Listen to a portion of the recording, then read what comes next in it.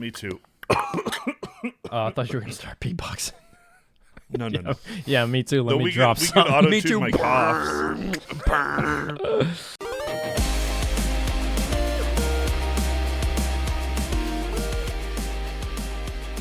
Welcome to New Game Plus. This is a retro gaming podcast where three guys spend 7 days playing one old game and then we talk about it. My name is Dustin and I'm relatively healthy.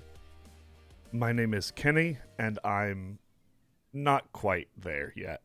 My name's Nolan, and I'm relatively healthy. And this is episode 363. The first episode of HBO's The Last of Us has released with a 99% on Rotten Tomatoes and a 9.4 out of 10 on IMDb. Fans seem to be loving it too. Have either of you watched the inaugural episode? Yes. Why does the word by that. inaugural throw you off so hard, Kenny? I don't feel like that's how that should supposed to be used. You also didn't feel like that should be used that way 362 episodes ago on episode number 1 when I said it was the inaugural episode of our podcast, and I corrected you then. Do I really have to correct you now here 7 years later? Apparently, I don't learn. If something bothers me, it bothers me. He likes that word better when something's being like instated, like a statue or something. He only uses that word when For talking statue. I don't about use statues. it. No, I don't. I don't know that I've ever used that word. Kenny, The Last of Us. Yes. It was great. You liked it? I did. I haven't played it. I know everybody has. I only haven't. play old games. Neither of or you something. Yeah, I know, Dustin, you have. And so I asked you about it this week in terms of like accuracy, just to know if I did play the game, how closely they were going to align, because the TV show was excellent. Oh, it was good, Nolan. Dustin's the first of us to play it.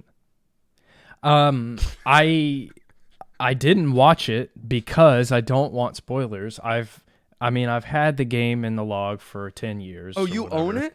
Oh, I you own plan to play it, so you're not Nolan. going to watch it. I plan to play it, but I now plan to wait for the PC release of the remaster, part 1 or whatever. They did the revamp, the overhaul, which I don't think it needed, by the way. I think it looked pretty new. But I figure I wait for that, we play it together, and then we watch the show, because I'm in no rush. I'm loving that everyone is loving it. I was worried because game stuff can suck. Oh, sure. Adaptations can suck. One nice thing about it, doing it that way, is that you're going to have the binge watch option. Right. They're doing the weekly release thing, and I hate that. I got so used to the other paradigm. No, I hate it. It reminds me of old school TV. Well, I want to watch the rest of this. Come on, let's go, let's get it, and I gotta wait. So yeah, you might be better off anyways. It is so close to the game, so faithful, not only in the look and vibe and feel and characters, but in the storytelling. Of course, there are some differences, but there are some scenes that are, from my recollection, shot for shot. Kenny, did you ever feel like it was like you're playing a video game at any? Absolutely, there were moments that it 100% was like this was video game inspired for sure. Not just the story, but even the cinematography. Yeah, absolutely, and noticeably so. Right. My wife noticed it, right. and she's not that person. She doesn't care. So yeah, it's heavily influenced. I've seen, or when it was announced, I saw a TikTok that had shots from the trailer and laying it on top of the game, and it's identical. literally the exact cinematography, and I'm like, I'm so happy that the showrunners care enough, because that's so sick. And I don't even know the game, so I'm going to love it when I eventually play it. What's a lot of fun for me is that Kenny and other people in my life are watching the show having never played the game. And so I know the big story moments and reveals that so many people know, but that these friends don't know. And so Kenny's worried. Watch them find these things out is going to be so much fun. Doesn't it start in Austin? Oh, yeah, it starts in Austin. That's very briefly, but yes, it does start in Austin. Well, ratings are good. Viewers seem to be enjoying it and wanting more. When it comes to The Last of Us, I, for one, can never get too tired. Like in our retro game of the week, Uniracers. Too tired, Kenny? Oh, you can't get too tired. I thought it was just a tire reference. At first, I thought it was because riding a unicycle would be hard. I struggled with this one. But do you like it in retrospect? I'll give it a 1. A 1 tire. Overview. Uniracers released in 1994 for the Super Nintendo Entertainment System. It was released as Unirally in PAL regions, but we over here in the States, North America, received it as Uniracers. You know that PAL region folks say uni for college, short for university. I like that. Do you think they say Unirally? Yeah, definitely. Oh, you think across the board they just pronounce it uni? Yeah, UNI together is uni over there. You think they pronounce it Unisoft? Yes. There's a B in that. Unity? Unique? Unicorn? Unicorn? Probably not unicorn. I hope That's so. the only one. That's the only one they love don't. That so I much. hope unicorn. It was developed by DMA Design, which you probably don't know the name of, but once I tell you this, you'll find it very fascinating. DMA Design was a studio of Rockstar Games that ended up becoming Rockstar North or whatever, but they created Grand Theft Auto. Yeah, Mike Daly, the GOAT, was the director of this or the designer of this, who is the Rockstar guy, the GTA. And he made Lemmings. And Lemmings, right? Is there just an evolution of wheels here? Do we get to 4 wheels in GTA? Is there a 2-wheel in between? Yeah, but then they take them off game? at Red Dead. No wheels. Okay. So really all of that developer is all about, they get together around the table and say, how many wheels do we want to go with in this game? And then they develop from there. Someone was like, I think we had too many last game. Let's go horses for a while. Let's take and then wheels let's do away. 18 Let's go wheelers. 0 wheels. It's really good. So they really base their game development around the number of wheels they're going with. But that was a fascinating discovery this week, that Uniracers is really the prequel to Grand Theft Auto, to the series. Of course. One unhinged unicycle, then, cars and everything else. Up. It was published by Nintendo, and it's a racing game. Largely, it's a one-on-one racing game where you are a riderless unicycle that is racing around a track very quickly. But not only that, you can do flips and stunts a la Tony Hawk, and there's even a not a half pipe, huh? That's a full bowl. Half pipe. It's a bowl. Oh, Is it not a bowl? it's a half pipe. It's a half pipe. Well, a bowl is like a pool. You can. We don't have the third dimension, so we don't know what kind of pipe it actually is. He's right. You can do all sorts of tricks for points, and it's as absurd as it sounds. Well, yeah, but this concept for the game is very 90s. Like, it's so weird. goofy and has no purpose, and you think, who thought of this? But back then, it didn't matter who thought of it. They just made it. It's an idea. We want that idea.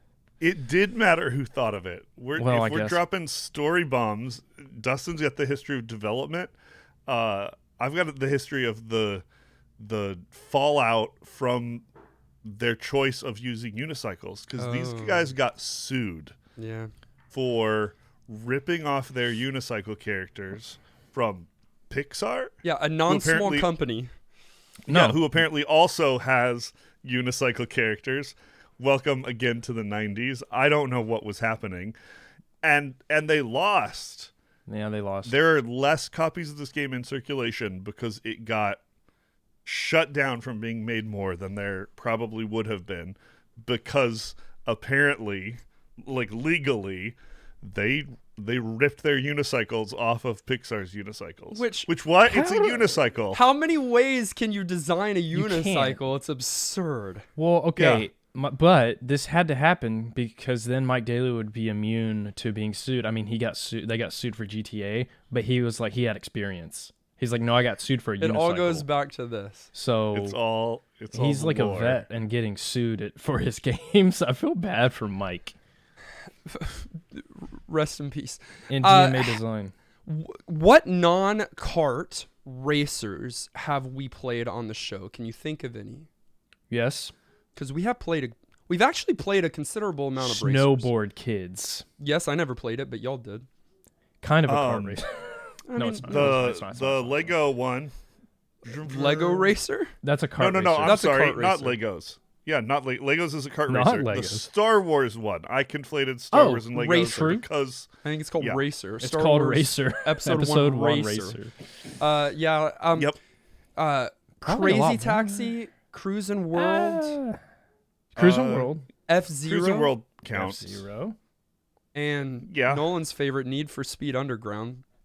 I love it, but no, my favorite, Scars. We played Scars on That was a N64. battle. That's like a vehicular combat. I mean, it's Isn't a it? racer. A little first. bit. It's a It's little not bit a of kart a kart racer too. No, Kinda. No, kart racers have to be in carts. Period. These are animals. The praying mantis car. Oh. You're misremembering. Hey, we've told two stories now. We've told the story of DMA Design. We told the story of Pixar being sued. Let me tell you the story of Uniracers, which you wouldn't think there is one because there's not any kind of story in the game and it's a racer. But in the manual, it has 2 full pages dedicated to story. 2? No. I looked at that manual and I must have brushed past it. I'm not going to read it all, but I am just going to tell you in general that it's summarize. a great and powerful unigod looked across his universe and was bored. He needed to come up with something to impress a young goddess who thought he lacked a creative imagination. Yeah. And so he came up with the idea of a race of unicycles. Nice. Not a people group race, but like an actual speedy boy race. Like one race to rule them all. We don't know if he succeeded in impressing the young goddess, but we don't get an ending. We don't, but at least we know that he was indeed creative. Okay. That is the most ridiculous thing. And we may have some arguments about how creative he was or wasn't.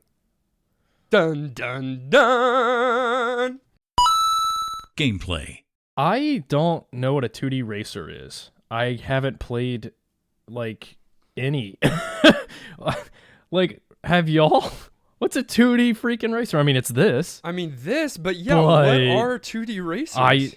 I've only ever played from like third person, quote unquote, perspective of the car, third car perspective, and you're looking ahead where you're going. And this is like you're looking on the side profile of the unicycle. So that was just weird. And I really want to know, like, who can name a 2D racer? Well, to be honest, I guess most of your retro video games are going to be 2D Technically, racers. yes. But I guess even like F-Zero, F-Zero, is still. not like it's got a behind the car perspective. Yeah, right. Like a more simulated kind of racing thing. Which is most of the retro games. Or I've also seen like the above view. Mm-hmm, like even like we played the first Grand Theft Auto. That's kind of above view. I know it's not a racer, but how about like Excite Bike? Yeah, that's just on the side, isn't it? Sure, but I think you're in lanes if I remember, but that one's 2D and racer. Yeah, I guess sort of. This was just unique in the sense though that it's like you're just looking side onto your your unicycle and going through these different types of race modes. But I will say though, despite what I said in the beginning about it being like completely goofy, I mean, as soon as I sat down to play it, I was like, okay, I get it. Like, I'm in. There's not a lot to have to, sell. It's a racer, and you've got different modes, but for the most part, you're just going and styling. And I think that's a really fun entry point to a game. What also makes it a bit unique, maybe not for the time, is that it's 1v1. So it's not, you're not racing a bunch of different unicycles in this case. It's two wheels. It's a bicycle Separately. having an identity crisis is what it is. Oh my god. It's a bicycle going through divorce, and it's your one unicycle versus one other unicycle. And at the beginning of the match, you're able to choose from 16 different humanly named unicycles that each feature a different color, but no different stats. A different name and color, but all the same. I like that. Okay. Too many stats in racers. Oh. Yeah, and they mean nothing too. Go back and play racers. Oh, this one's faster. No, it's not. Yes. 100% they matter. No. Absolutely. In some games they do. 100% In Mario Kart they do, but that's it. Just in Mario Kart. Yeah. All my cars in Need for Speed Underground operated differently depending on those stats for sure. But here you've got Mike, Jenny, Craig, Mark, like, Andrew. and all the different colors of unicycle. Thankfully, they did let you go in and change those names. So functionally what you have is 16, I believe, different colors of unicycle you can choose from. But it's really just 16 different save files for you and your friends to declare an identity and then have your medals that you earn and your races and the things you accomplish Attached to be that profile? stored. Yeah, so it's less characters and more barely customizable, but customizable because you can change the name. So were those the most popular names at the time? You think they were just Saves. they looked up the most popular names for like most I think people they just will find pulled them. it out of a hat. They're so generic. Well, some It's of probably them, the but there's developer some names. weird ones too. Yeah. Who do you play against in that first race? Like Bronson? Bronson? The name, Kenny, you're going to appreciate this once you know it, but the name of the people that you're competing against are some alteration of the medal that you're vying for. So you're going for the bronze medal in the first one, and so it's I Bronson. got him. You love it. You know you love He it. loves that. No. He's mad he didn't Absolutely. Like see it it. at all. Absolutely. So I do not like it. the way in racing, what matters most, I guess, is how your vehicle handles. I don't think a unicycle is a vehicle, first of all. Do vehicles have to have Sure. motors? Of Sure. course it's a vehicle. Okay, wait. So vehicles just get you from one place to another? Or what's a Vehicles vehicle? have a driver. Oh, then this is not a vehicle. Okay. I mean, it is. This isn't. Oh. No, it is. It is. But you can't have this IRL because you have to have a driver. Ye of little faith. You honestly. 100% could make a wireless unicycle You're right. You can and now. control it with a It's a remote control. vehicle. Nolan or Kenny, you're helping my point. But people that ride truth. unicycles are driving their unicycle, are driving their vehicle? Sure.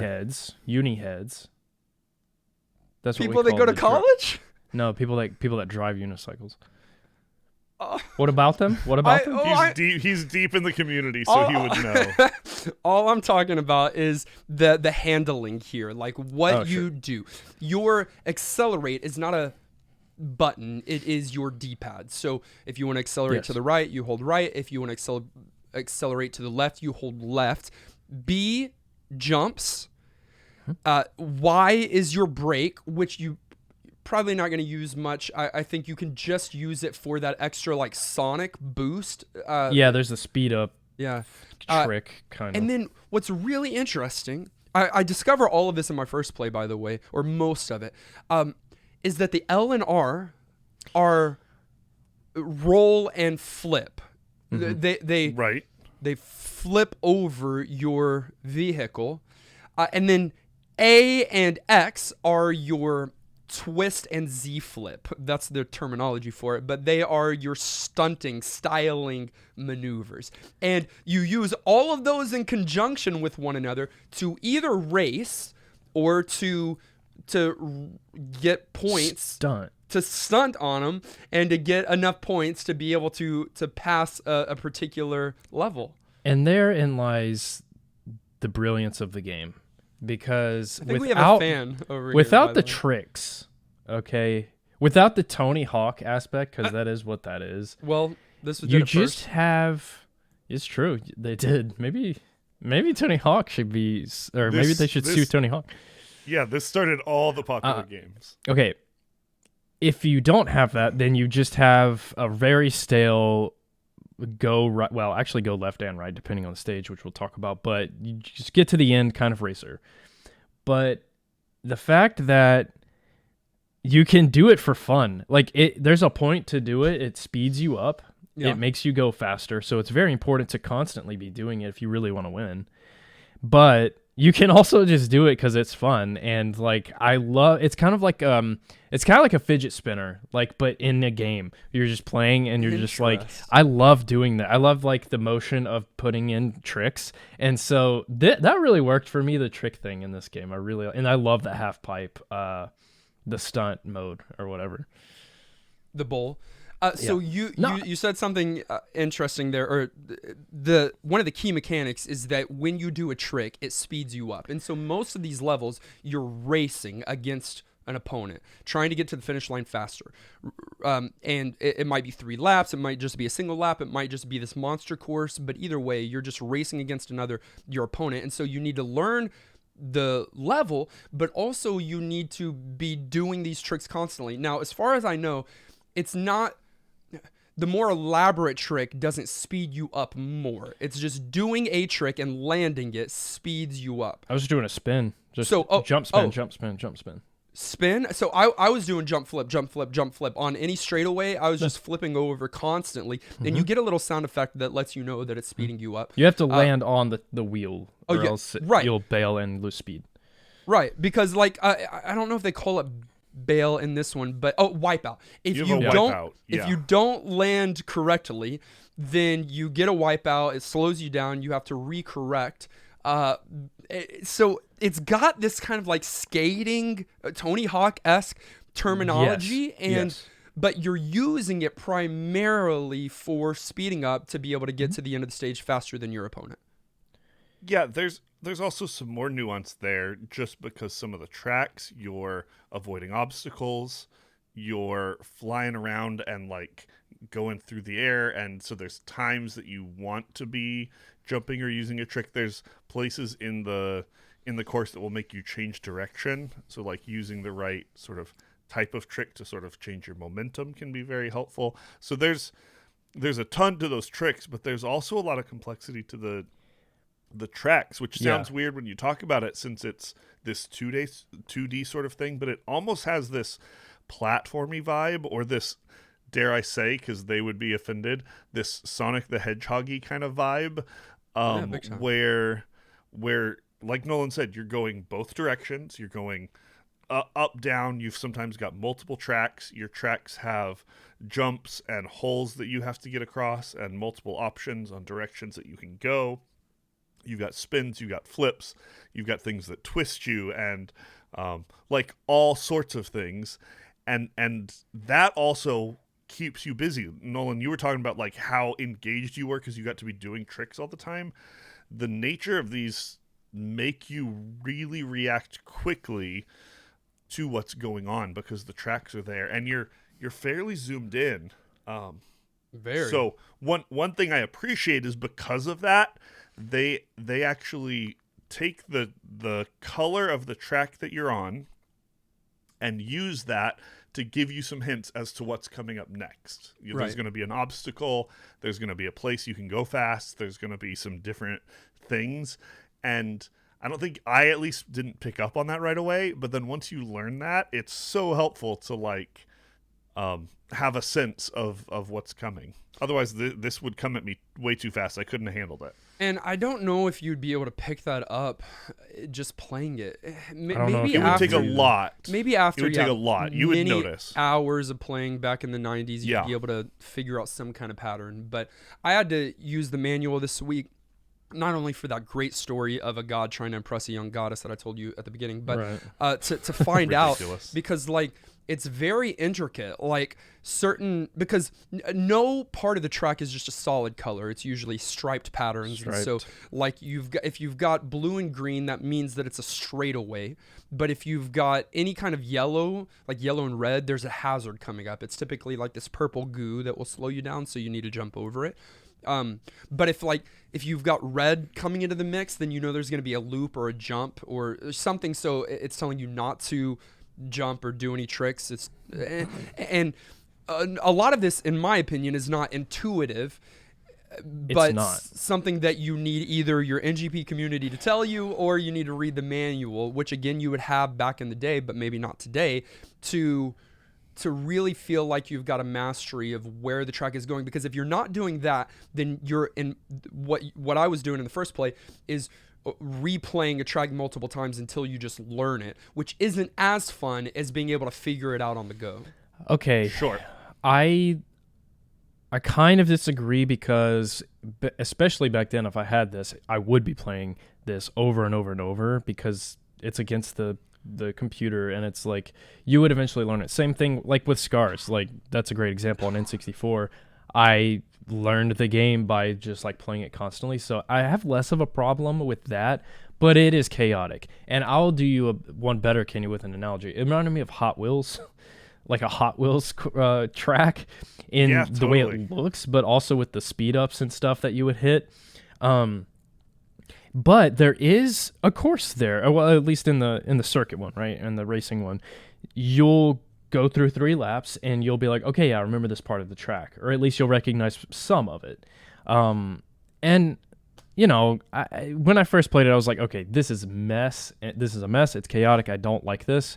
But I eventually got used to the fact that these are actual courses, and I kind of like the learning process here. But the coloring thing, no, I still don't know like when I need to avoid something and when something else is coming up. It would take a lot for you to truly internalize that, but I think it would happen if you played this game enough. But I agree, Nolan. This is a racer. Even if you've played the game, the point is to play it over and over and over again to get better scores, to go faster than your friends, to, you know, unlock a medal on a course. Like, you are going to be playing these courses on repeat enough that learning them is kind of something that's going to happen anyways. You don't have to just depend on these track colors. Can we talk about the Tony Hawk part of it? We've mentioned it, but I think this is another part. You know, we've talked about the racing, which is the major component of this video game. But one of the stages that you continue to come back to is this half pipe that you are needing to rack up a certain amount of points. And you do those points just like Tony Hawk, where you're launching off of a bowl, and you are doing a certain amount of tricks while you're in the air, and then you're landing back on your wheel, and you're getting points for doing that. And like Tony Hawk, they have diminishing returns, so if you continue to do the same trick, you're going to get less and less points for it. So you have to change up what you're doing with the trick. And on top of all of that, the tricks have names. So like in Tony Hawk, when I do my Benihana over and over again, that you've got moves here that the name appears on the screen. You don't have a point value that necessarily appears under it or a multiplier like you would in later iterations of this game. But I think this is one of the earliest games. I don't know how to find that or do the research for that, but this is one of the earlier games where you're doing named tricks for points. Right. And Twist City. Is that your move? That's your signature? The signature is Twist City. Yeah, like the fact that this racer has a mode that's not racing and is actually fun and something you look forward to doing and not just like a thrown on thing is pretty impressive, and just ties back into the whole theme of the game, like not taking itself too seriously. They're like, okay, we've done the racing thing, but what if you could like style as a unicycle? It worked for me, and honestly, that's probably my favorite mode is the half pipe. Maybe. I don't know. I like doing tricks and going faster in a race, but like it was always something that I was like, okay, this is sick. And I think it takes practice to like get good with that. There's method. It's not just you're not just mashing. Like you actually need to learn tricks and then, like you said, cycle them. Right. And you can't just do stuff. Right. And again, you have to land it, and that's not the easiest because you've only got one wheel and the rest is ahead. By the way, this is 2D again. And this is 2D. Let me just like tap in. I guess we can talk about this more later, but that these unicycles are anthropomorphized to some degree, where like the seat is the head of the unit, and like so if you lose a race, it like puts its head down, or it wins a race, like it's celebrating. Or even when you're really close to an opponent, it looks back at I loved so that. fun and the look back, dude. I liked that. I didn't mean to sidetrack us, but I think that it takes some practice to figure out the stunts, to figure out the handling. But once you start to really get that, it feels good. It feels good.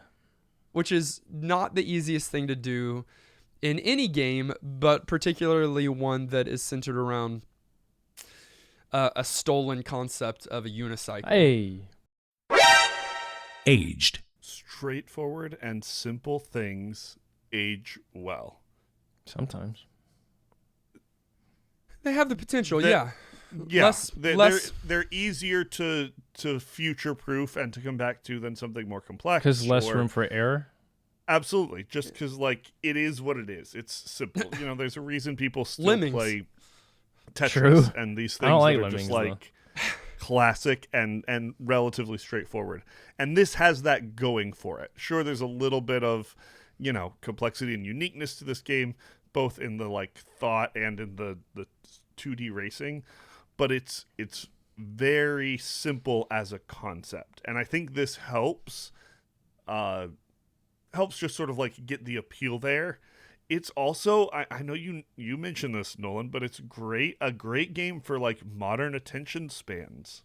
A lot of older games are like slow and kind of whatever. This one is go go go, fast-paced, Twitch reactions. It's going to keep you engaged. And so there's a lot of these things that the type of game that it is has going for it, for its ability to be played in the future and still enjoyed.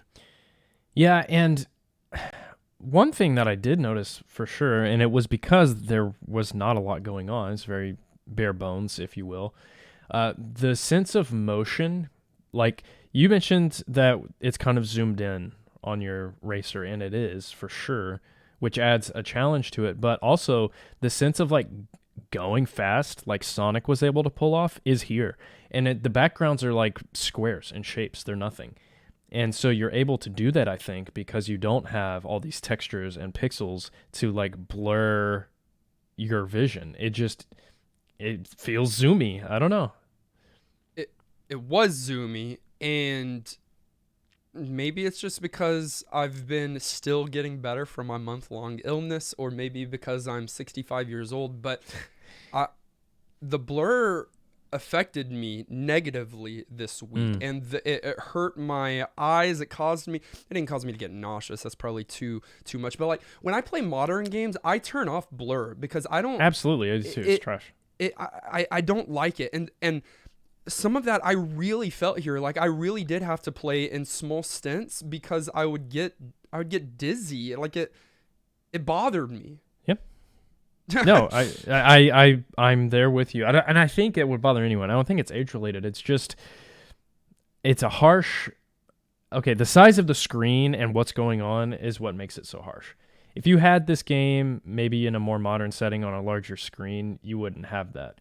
But like they couldn't help the blur here. It's there. Like it's just that's what the console allowed. So I'm with you. Especially when I watched your first play, I was like, bro, slow down. But you weren't even going that fast yet.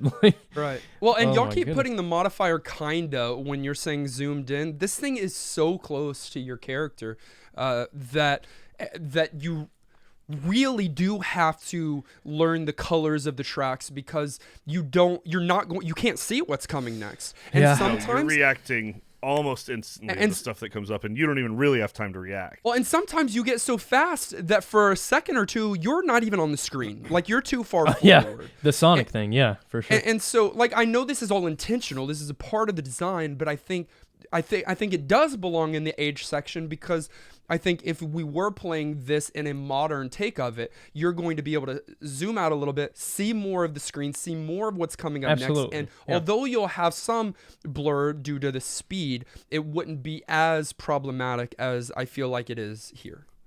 Yeah, that's fair. I think they did try to handle that some. Nolan mentioned how simple they made those backgrounds, and I think that was on purpose, both to help you feel like you were moving, but also to not let it be overwhelming.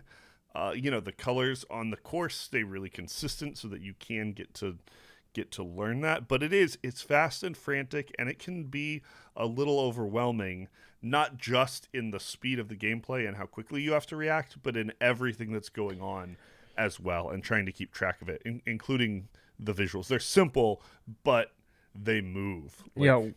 Yeah, motion is everything here. While we're talking about the looks, I do think where they shine is in the animations. I mean, I loved the look back animation, but when you're in midair doing tricks, I mean, it looks great, and it makes sense visually, which again, 2D, you're 2D, but they're showing you 3D illusions of aerial tricks. And it's very effective. It works. Like, I felt like I was spinning and doing like a Z axis kind of like, spin in midair. And I think the animations overall, like when you're going fast, like you said, the seat is a face or is like the head. So it's like leaning into it, letting the wind, like getting aerodynamic. And then when you win, you do the little dance. I loved it. I thought the animations were on point. I think going back to how Kenny started this section, simple, it can be effective. And when really the only thing worth looking at on the screen is the unicycle, they need to have good animations with that, and they do, because that is the focus. Absolutely. Sure. When it comes to the music, there are only 5 songs, as far as I know, in the entire OST, but that's limited. I think they all have good energy. They all work for it, and I wouldn't. Well, I would put them on a playlist of like Super Nintendo. Like, I was gonna say they're pretty listenable. I would put them on a absolutely on a they would. Yeah. Like on a throw these on the background while you're working out. Like, absolutely. While you're working out, while you're on the Peloton, listening to I don't know. While you're doing your own pedaling. What are you listening to today to get pumped up? Oh, Trek 2 Uniracers, Super Nintendo. Put it back in. Absolutely. Yeah, put it back in. So good. I think they all work. Sometimes when we play games with music, we're like, it's serviceable, works for the game, but it's not something I'd listen to after. I think this is a couple steps further than that. Like, it's more than serviceable, and it's good music. It's good music, especially for a game like this that's very simplistic. Yeah, I enjoyed it too. I would certainly throw it on a playlist. I don't know which track it is. I don't know the name of it, but one of them was a banger for me, and I don't remember which one. You should make a Super Nintendo playlist and throw it on there. I'll just put all 5 on it. That's this game's OST. Yeah, best of SNES, the Super Nintendo, and it's just 5 songs. Yeah. It'd be funny. That's good. There are some sound effects that come along with your driving. A few of, I think they were fine quality. A few of those hit often enough that I at least noticed them. I don't think that's necessarily bad, but I feel like your sound effects, you want to like immerse you and not like be something you really even pay attention to. They weren't annoying or bad, but just while we're talking about sort of music and quality, definitely wish that could have been a little, just more subtle. You know what I wanted? You know the noise when you're going really fast on like gravel, or not gravel, but like the road or concrete on a bike? You know that noise? Like the chains going like the whir? Yeah, I'm not a bike rider. That would have been sick. I'm not either, but you've ridden a bike before. I don't think unicycles use chains. You heard it here first. So unfortunately, Uniracers isn't a part of a series. It stopped here. You heard Kenny talk about earlier that they were sued by Pixar, limiting the amount of games that they were able to put out. I think they had their initial release, their initial push of like what, 300,000? Was that what it was? That's all, 300K units. That's so annoying of Pixar. And then they weren't able to put out any more after that and had to abandon the...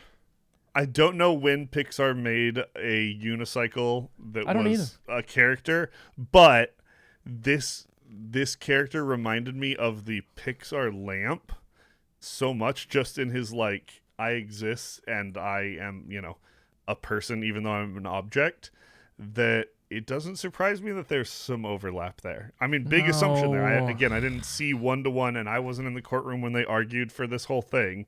And there's only so much you can do with a unicycle to make it feel like it came alive. So, we won't get into all that.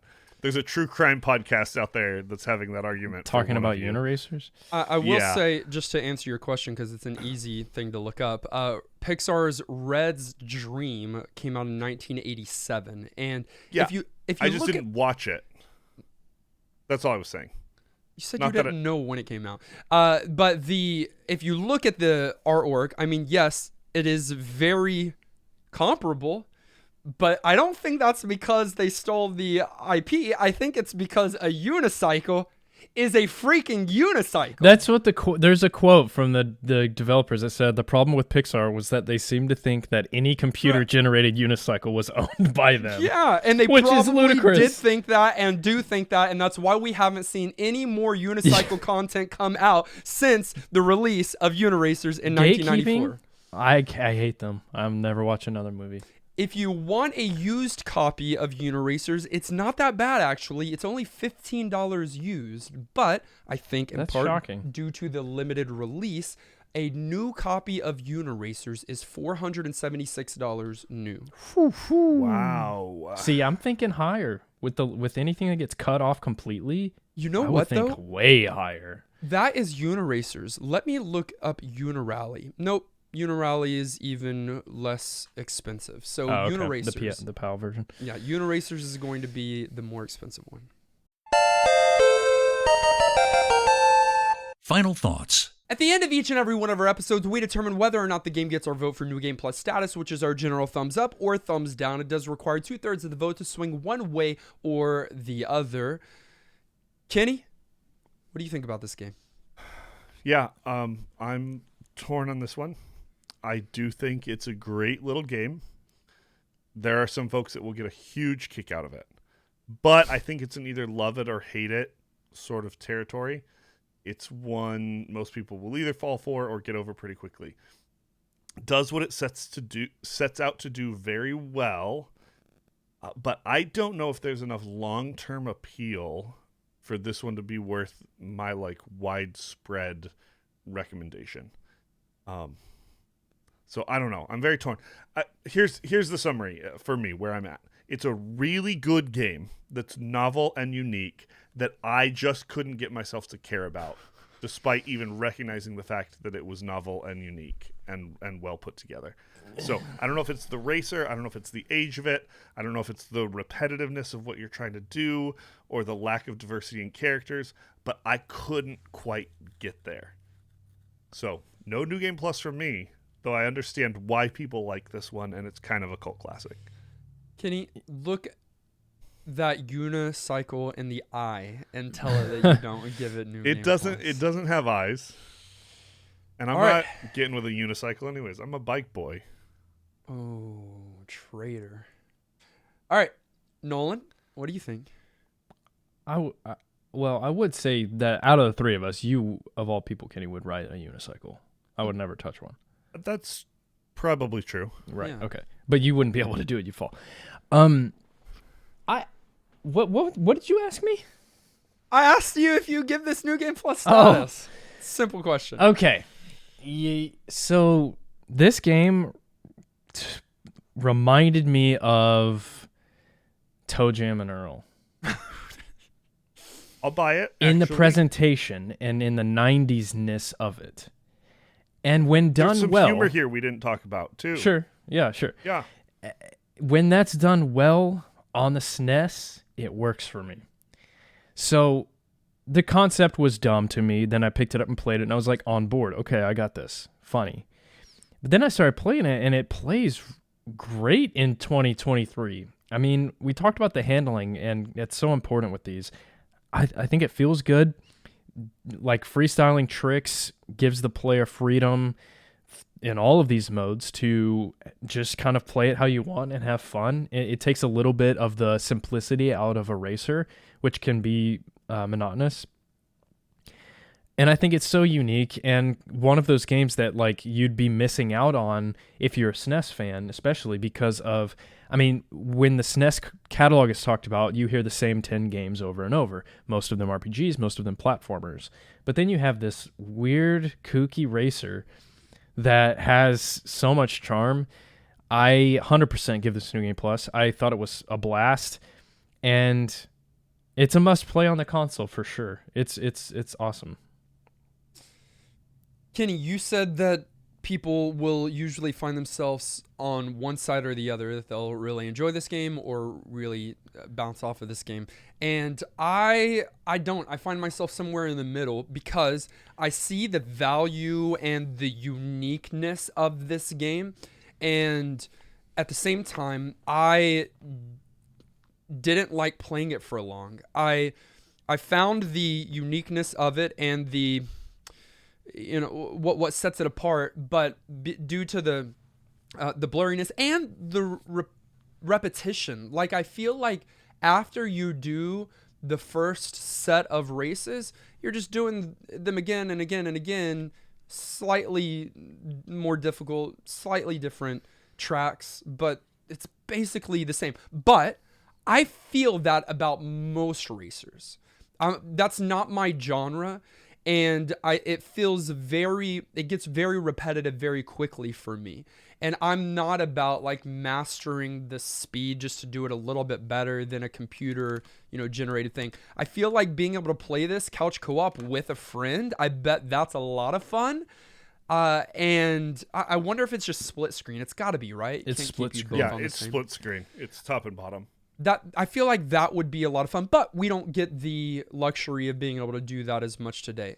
All that being said, I still feel like it is, and this is not just a pun because it starts with you and I, but this is such a unique title with such an interesting history and origin that I think it's certainly worth playing. And I think most people are going to bounce on it, and I think only some will bounce off of it.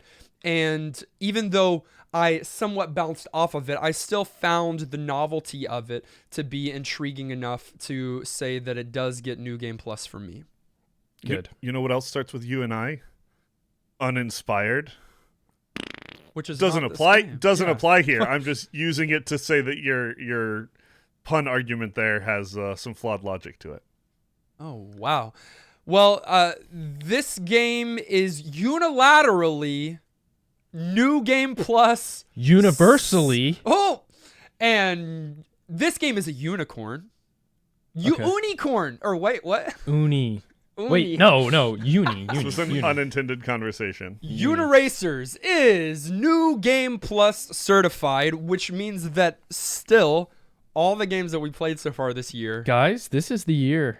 I'm feeling it. This is the year where we do not have one non-New Game Plus certified game. One? There's no way. What did you think? Not happening.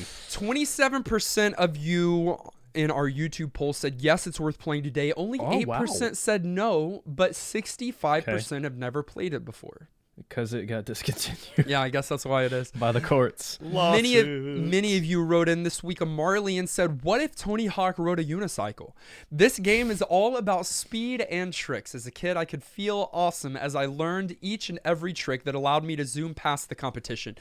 It has fast but manageable gameplay, banging musical tracks, and excellent head-to-head multiplayer mode. What is not to like? A fully non-biased, rented this all the time as a kid in GP for me. Sounds 100% biased. felt. No. That's not biased. That's just facts. That's what they felt. It's from the heart. Elias X said, I was really confused and concerned when this game was picked, but when I started it immediately, it grabbed me. Working out when to do flips and twists is very fun. To be honest, I'm really surprised about how much I loved this game. I don't know how many memes will spawn because of this game being played this week, but I do know how much fun I had and other people discovering this game for the first time, along with the people revisiting this game. My only wish is if I had more time and words to express how much I love this game. Uniracers absolutely gets my NGP. I mean, despite the lawsuit and the history, I am surprised I've never really heard of it. like mentioned with the SNES, because it certainly would be up there with like notable mentions. Well, see, I feel like I have heard of it before. Like I've seen the cover before, heard of it, and it's lodged itself somewhere in my mind because of how unique it seems. Yeah. But yeah, never played it, and don't know anybody that had until obviously this week. The RPGs overshadow, man. Ooh, what about a Uniracer RPG? No. Clint said, it's a known fact that the reason I found NGP was because of Rocket Robot on Wheels, a game about a one-wheeled robot named Rocket. It feels like fate that we've come full circle. See what I did there? With Uniracers, a game about one-wheeled racing. As a stranger to the GTA franchise, my connection to these developers is Space Station Silicon Valley, a Nintendo 64 game that I kind of hate, but has truckloads of charm. I was so glad to find that charm in this title as well, and definitely pleased to find it accompanied by some much more accessible and intuitive gameplay. This game absolutely rules and is a must-play for any retro gamer. So someone's probably going to search Spotify for Uniracer tracks and find us. Yeah. Clint, that was solid commentary, by the way. This game did make me want to adopt a unicycle. Impossible. They're not alive. Play this game. Yeah. Levi said, for my first NGP podcast play along, I was so excited to see what game was going to be chosen after listening to the community divided episode of Mace. I heard that the game was a SNES game, check. It was a racing game, check. It was sued by Pixar, check. The 8th best game on the Super Nintendo in the year 1994, super check. So when Uniracer, a game I thought you made up, was chosen, I didn't know how to feel. I found a copy of the game and explained to my wife why I stopped playing my first playthrough of Sekiro to play some weird line racing game. Okay. That's funny. I told her that it was for a podcast I started listening to. Long story short, we loved it. My son and I started playing against each other because we named our favorite color unicycles our own names. I spent way too much time playing this game over so many sessions. And so does it deserve NGB status? Yes. When I'm looking for a new game, I always check to see if they've been sued by Pixar, and then I'm like, all right, cool, I got it. Yeah, we're good. Lawsuit, check. You know, so that's got to be more than one game. Absolutely. These big companies sue homeless people for wearing a shirt. Like, with a wheel on it. Yeah. They're like, that was our idea. That was our idea. We invented the wheel. Nice. All right. So thank you for sending in your thoughts on the retro game of the week. You can do that each and every week to ngppodcast@gmail.com or hop into our commentary channel in Discord and you can leave your thoughts there. We try our best to read your thoughts on the next episode, which, by the way, is what we typically randomly select now. That's the feature of our show. However, we're not doing that today. And no, it's not because next week we are going to have a guest or director with us. It's just going to be us three. And maybe for the first time ever, we're going to be talking about a game that we've already talked about before. Haven't we talked about this already? Like we on the show? We did mention an episode or two ago that this was going to be happening. Yeah, we did. No, I mean, haven't we also talked about this game on an episode before? Like we had, this will be Redux 2. There was something we did when you've been doing a podcast for 7 years, guys. It's hard to remember. But I think we did a revisit of a couple of games, and this was one of them that we revisited. But that was like year that wasn't one or official. Two. Yeah, no. I mean, it was official. Unofficial. But there's not an episode specifically about this. In fact, there's not an episode specifically about this in our catalog anymore because I don't know if you've gone back to try to find it, and some of you I know will be upset about this, but we made an executive decision. This game and a few others have been removed from the beginning of our catalog. So right now, New Game Plus podcast starts at episode 4, I think, and we're gonna fix retroactively some of that. I mean, our show is all about being retro, but for a few times within the next few months, we're going to be doing a revisit to some of our classics to re-record our original episodes. And the first game that we are revisiting is a 1994 run-and-gun platforming game developed by Shiny Entertainment. It's the game that started this podcast. And for this next week, we're going to be playing along with our community, which is more than just 3 people this time around. 0. Oh, well, yeah, us. 3, us. Yeah. And Bill. I feel like Bill wrote in I feel like first episode. Bill knew us or before Antonin. we did the first episode. Yeah, like, they were reaching out early, right? We're going to be playing Earthworm Jim. Same year as Uniracers. Oh, 1994. You're right. Yeah. And same console, Super Nintendo, right? Yeah. Or you're playing. Oh, you know what? I think it came out Genesis. also on the Genesis. I think so too. I think they're the same. Yeah, I will probably play Genesis just because And I will not. I think that would be interesting to have perspective. You know how we chose this game, everybody, to start the podcast? Do you want to tell that now? We'll save it. That's we'll a good save idea. it. Oh, we'll save teaser. it. We'll save it. If you want to Listen find in the out. next episode.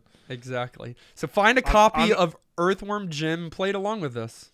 Yeah, I'm excited to revisit this one. It's going to be a blast. Join our official Discord server, become a part of the community, and you will receive 50 NGP bucks. Go to discord.gg/newgameplus. Hey, one thing that's cool about our Discord community, there's so many things, but late last night when I was finishing God of War 2018, I was able to look over on Discord, and if you allow it to, it shows you what game you're playing. So last night at 12:30 my time, I was able to see that Garlisle was playing Fire Emblem Engage. Super Hypered was playing RuneScape. Is it out? I guess, yeah. Uh-oh. Fire Emblem boy no. here. Super Hypered was playing RuneScape, Jordan was playing Final Fantasy XIV, and Levi was emulating on Project 64. So I wonder what he was playing, because it wasn't an NGP game. Mace. Oh, Mace. He was still playing Mace? Still playing Mace. Still playing Mace. One of the cool features of Discord. Yeah, so, I love that. Like Nolan said, join our Discord community. You can also join our community by becoming a supporter of the show on patreon.com. It's a great way to, beyond playing along with us and writing in your commentary, to sort of give a vote of confidence that you enjoy what we do and want us to keep bringing you fresh retro gaming entertainment. So thank you to those of you who are producer level supporters on Patreon, including Adam, Alex, Marlene, Antonin, Ben, Brunt, Ellis, Francesca, Gimbin, J. Robert, Jared, Joey, Jordan, Justin, Clint, Nick, Nack, Corey, Lawai, Mal, Maxima, Mr. Lattes, Papari, Sajin, Shauna, Subsonic Demon, Tazelhoft, Thomas, Unbelievable William, and Zion. We got some new patrons joining us for the first time. Woo woo. New. Brian, the Doctor 45. And Big Dude. Hey, Big Dude.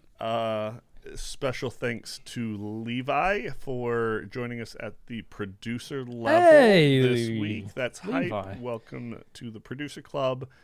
And of course, want to say a big thank you to our director level supporters, Bro Jim, DH Bowser, Garlisle, George, and Super Hypered. You guys go truly above and beyond. Your unicycles are the fastest and do all the best tricks. You can find us on social media, Facebook, Twitter, Twitch, TikTok, and YouTube. All of those links are in the show notes. Listen directly on any podcast provider of your choice. Make sure you subscribe so that you are the first to get new NGP episodes. And while you're at it, please leave a kind rating and review. Our video episode was edited by our friend Dylan. Our audio episode was edited by our friend Dan Willett. Join us next week as we once again play Earthworm Jim. Until then, I'm still Craig. I'm still got one wheel. I'm Tom Cruise. And this has been New Game Plus.